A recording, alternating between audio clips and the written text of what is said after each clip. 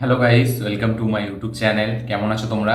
এখন আমরা কথা বলবো হচ্ছে শো টাইম বলে একটি ওয়েব সিরিজ নিয়ে, যাতে ইমরান হাশমি আমরা লিড চরিত্রে দেখতে পেতে চলেছি। তো এই শোটা ধর্মা প্রোডাকশন তারাও প্রডিউস করেছে। তো কেমন লাগলো এই শোটা সেটা নিয়ে কথা বলবো। তো চলো ভিডিওটা শুরু করা যাক।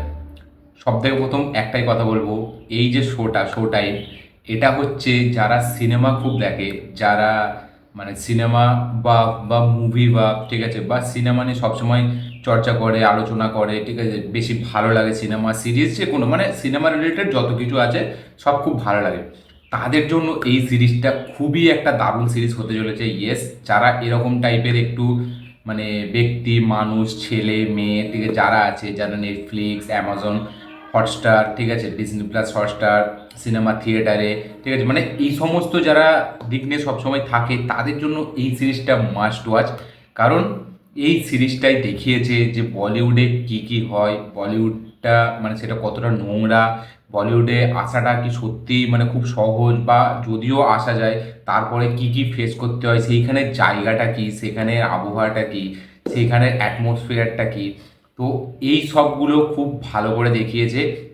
এবং তার আগেও আমি একটা কথা বলবো যে এই শোটা, ঠিক আছে, মানে সব থেকে যেটা মানে পজিটিভ দিক হতো সেটা হচ্ছে যদি এই শোটা একবারে 7টা এপিসোড ছেড়ে দিত। মেকার্সরা মার্চ মাসে এটাকে রিলিজ করেছিল, প্রথমে 4টে এপিসোড ছেড়েছিল, তারপরে বাকি এপিসোডটা পরে এসছে, এখন এসছে।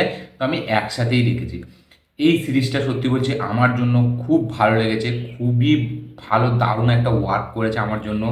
স্পেশালি যে জিনিসগুলো আমরা দেখতে পাচ্ছি সিরিজটায়, ঠিক আছে, সেইখানে কিন্তু আমাদেরকে দারুণভাবে একটা এঙ্গেজ করে রাখছে।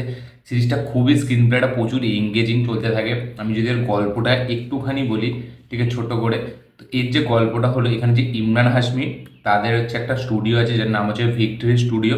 এবার সেই স্টুডিওটা তার বাবা তৈরি করেছিল। এবার তার বাবার সাথে তার একটা খুব একটা জমে না, কারণ তার বাবার দুটো বিয়ে, ঠিক আছে, একটা মানে বাবা থেকে, একটা মা থেকে হচ্ছে মানে সে মানে একটা বউ থেকে, এবং আর একটা বউ থেকে হচ্ছে এখানে আমাদের যে মেন প্রোটাগনিস্ট হিসাবে যাকে দেখানো হয়েছে, যে মেয়েটা, যে নায়িকাটা বা যে হিরোটা, তার মা, ঠিক আছে। তো একটা মামা ভাগ্নির একটা মানে আমরা দেখতে পেতে চলেছি কনফ্লিক্ট এই শোটায়। এর থেকে বেশি কিছু বলবো না।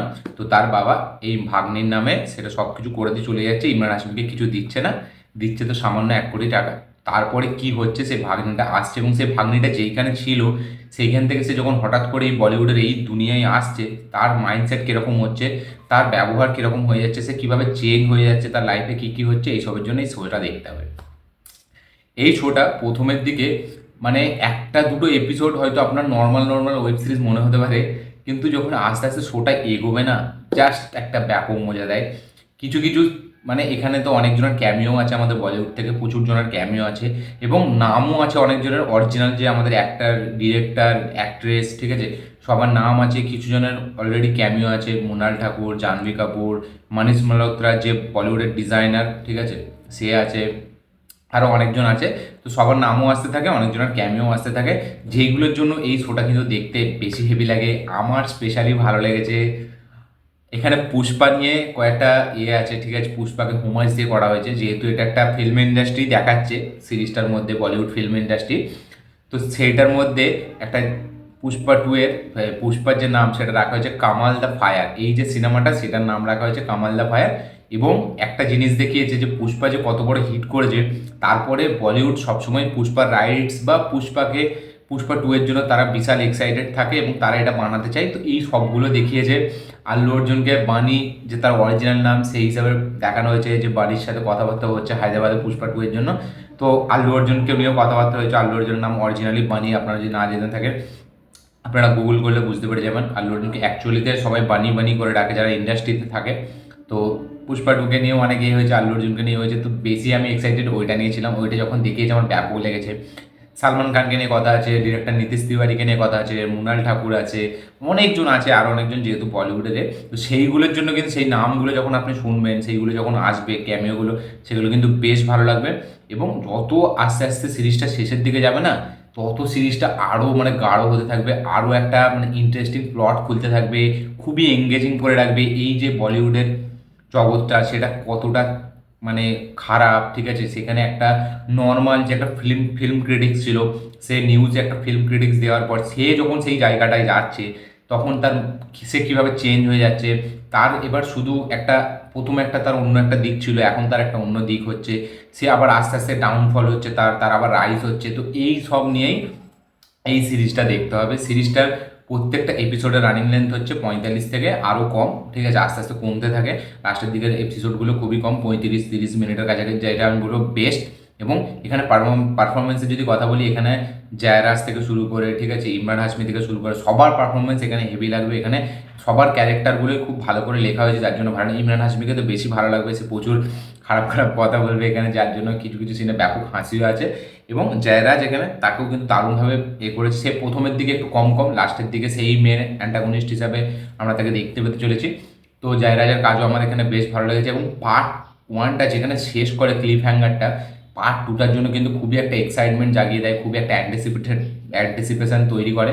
দেখার একটা আলাদা মজা থাকবে যে এরপরে কী হবে, লাস্টে যে এরকম একটা হঠাৎ করে ঘটে গেল, ঠিক আছে, সেইটার পরে কী হবে, এটা দেখার জন্য কিন্তু বেশ একটা আলাদা এক্সাইটমেন্ট জাগবে আমাদের মনে। এবং পুরো বলিউড ইন্ডাস্ট্রিকে যেভাবে দেখিয়েছে না, সেটা আমি বলবো অনেকটা পর্যন্ত কিন্তু মানে আমরা জানতে পারবো যে অ্যাকচুয়ালিতে সেখানে কী হয়।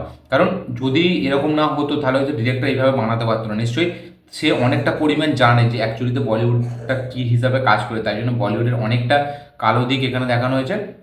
আবার অ্যাট দ্য সেম টাইম সেখানে কী কী হয়, একটা আরেকটা দেখিয়েছে যে এই যে একটা ফিল্ম বানানো কিন্তু এতটাই সহজ নয়। একটা ফিল্মের ভেতরে কিন্তু অনেক মানুষের খাটনি থাকে, অনেকজন অনেক দিন লাগিয়ে দেয় একটা ফিল্মের জন্য। এবং আমরা সেটাকে দেখেই বলে দিই যে কী ফিল্ম হয়েছে, বেকার ফিল্ম হয়েছে, কিছু লাভ নেই। কিন্তু ওই বেকার ফিল্মটাকে তৈরি করতে এত সময় লাগে, তার পেছনে যে কাস্ট অ্যান্ড ক্রু, তাদের যে কী অবস্থা হয়, তাদের যে কী রোজগার, এই সবগুলোকে খুব ভালোভাবে দেখিয়েছে, ঠিক আছে। একটা ফিল্ম কিন্তু শুধুই মনে করলে একটা হিরো দিয়ে তৈরি হয় না বা একটা নায়িকা দিয়ে তৈরি হয় না, তার পেছনে অনেক দিনের মেহনত থাকে, ঠিক আছে, অনেক দিনের খাটনি থাকে, খুবই মানে অনেক কিছু বেছে, অনেক টাইম নিয়ে, প্রচুর পয়সা লাগে, ঠিক আছে। মোটামুটি একটা সিনেমা বানানোটা প্রচুর একটা বিশাল বড় যেরকম রিস্কের ব্যাপার, সেরকম ফিজিক্যালিও খুব একটা কষ্টের ব্যাপার।